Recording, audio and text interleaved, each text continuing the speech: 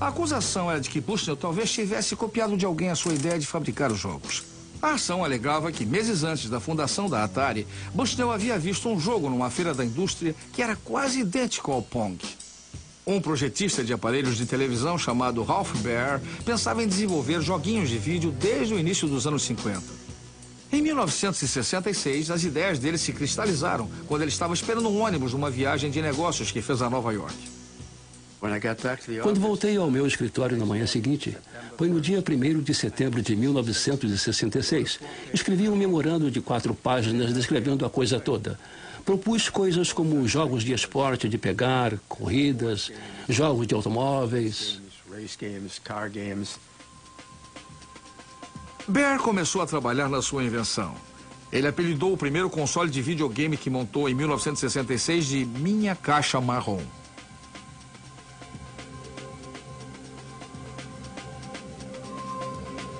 Seu primeiro jogo foi de pegar. Eram 2 pixels se perseguindo pela tela.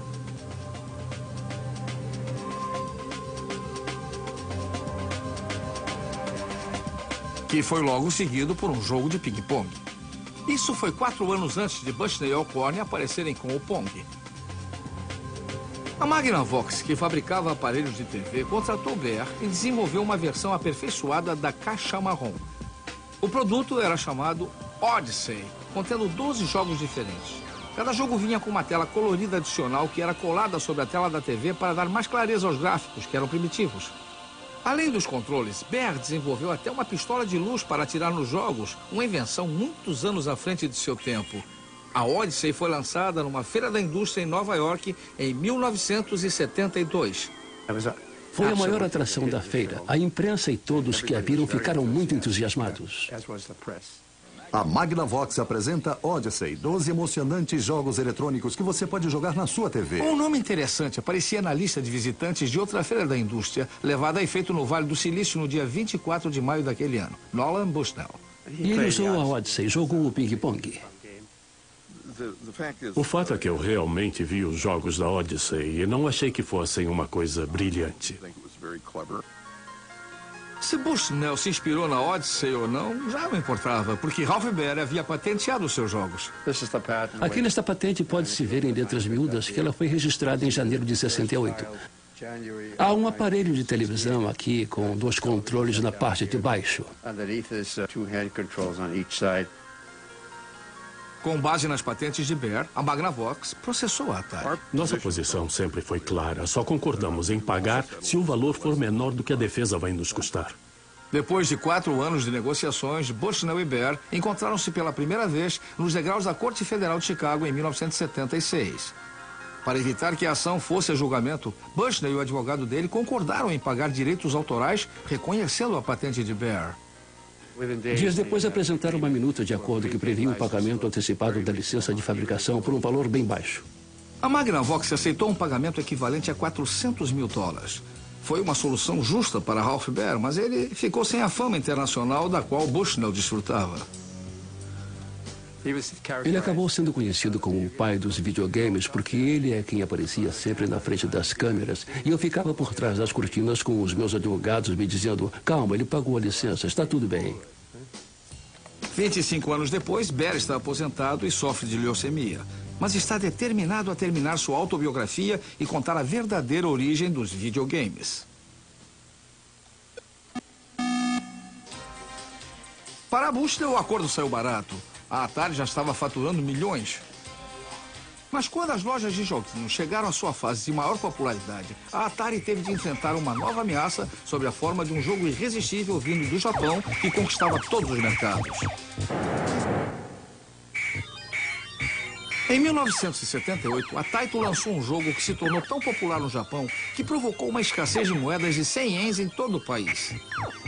O jogo Space Invaders vendeu mais de 350 mil máquinas por todo o mundo e inspirou o renascimento da criatividade nos jogos eletrônicos.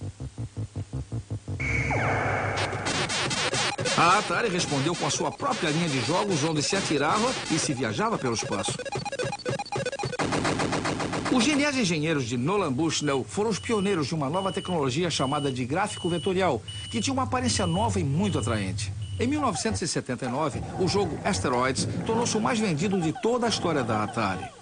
A Atari também obteve muito sucesso com as imagens gráficas em 3 dimensões do jogo Battlezone, que teve até uma versão de treinamento desenvolvida especialmente para o exército norte-americano.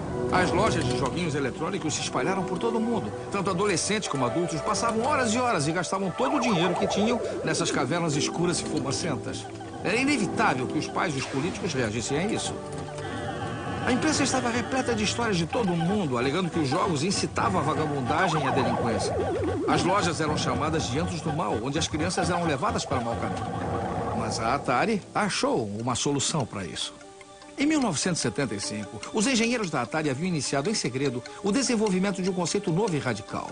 Um sistema de joguinhos em cartucho que se podia comprar e levar para casa e que permitia jogar os mesmos jogos que havia nas lojas.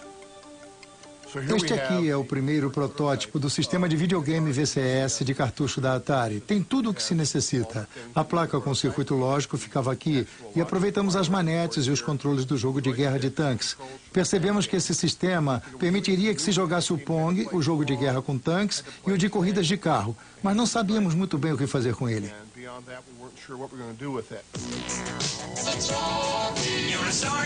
O VCS foi lançado em 1977.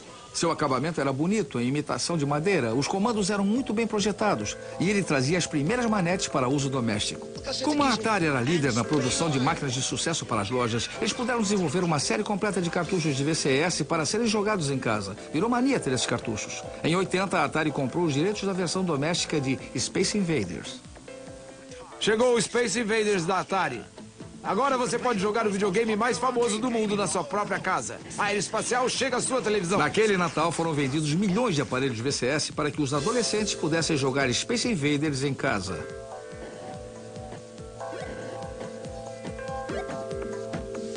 E a Atari lança uma nova espetacular versão do Pac-Man. O faturamento da Atari transformou-a na companhia que havia crescido mais rapidamente em toda a história dos Estados Unidos. Mas a ascensão meteórica da companhia atraiu a atenção de fortes concorrentes. A empresa Warner Communications fez uma oferta irrecusável a Bushnell. A Warner comprou a Atari por 28 milhões de dólares. Um retorno excepcional para uma companhia cujo capital inicial era de apenas 500 dólares. Isso era muito dinheiro naquela época. Era mais do que eu jamais imaginara ter. Mas a venda foi o começo do fim para a Atari. Bushnell entrou logo em choque com os novos donos da companhia. Nós tínhamos acabado de lançar o VCS quando eu disse: o VCS já era, vamos partir para outra. Eles ficaram horrorizados. Os diretores da Warner não tiveram uma boa impressão da maneira como a companhia era dirigida. Eles eram de Nova York e não compreendiam o nosso modo de ser. Acharam tudo muito estranho. Começaram, pouco a pouco, a destruir a cultura da companhia e acabaram por destruí-la. Foi a coisa mais triste e absurda que eu já tinha visto. Uma série de desentendimentos com os novos donos terminou inevitavelmente com o afastamento de Bushnell. Deram a ele o dinheiro a que tinha direito e o mandaram embora. A indústria perdeu o seu pioneiro visionário. Mas os problemas da Atari não haviam terminado. Sob nova administração, projetistas geniais como David Crane, responsáveis pelo imenso sucesso da Atari, acabaram também tendo seu trabalho menosprezado. Muitas das promessas não chegavam a ser cumpridas. Alguns de nossos melhores engenheiros receberam a tarefa de montar os cartuchos para os jogos domésticos que faturavam cerca de 40 a 50 mil dólares por ano. Se deixassem que eles trabalhassem 3 ou 4 meses no desenvolvimento de novos jogos, poderíamos vender 80 milhões de dólares. Se achavam que nós não valíamos mais do que os operários que apertavam parafusos, então nós é que estávamos na companhia errada. David Crane e 3 outros projetistas de primeira linha saíram da Atari e fundaram sua própria companhia, Activision. Depois de 2 anos de brigas na justiça com a Atari, eles ganharam o direito de projetar e vender os seus próprios jogos para os cartuchos VCS. Foi Crane quem projetou o jogo VCS mais famoso de todos, Pitfall. Cada jogo que desenvolvíamos vendia 500 mil de unidades, pelo menos. Todos fizeram sucesso. E aí veio o Pitfall, que vendeu muitos milhões de unidades. Quando desenvolvemos o Pitfall, estávamos inventando o jogo de plataforma. A Activision deu novo alento ao espírito criativo dos primeiros dias da Atari, mas sem querer provocou um desastre. Muitos empresários invejaram nosso sucesso e, infelizmente, inundaram o mercado com produtos que ninguém queria comprar. A Atari contribuiu para a perda de confiança que o público tinha nos videogames ao lançar produtos de qualidade inferior, como o ET. Milhões de cópias desse jogo acabaram no lixo. O mercado de videogames despencou e, em 1983, a Warner perdeu mais de 230 milhões de dólares somente no segundo trimestre do ano. As ações da companhia perderam quase todo o seu valor. Eu me arrependo de ter vendido a Atari para a Warner. Foi a maior burrice que eu fiz na vida. A Warner vendeu a Atari em 1984 e, com isso, desapareceram os videogames feitos nos Estados Unidos.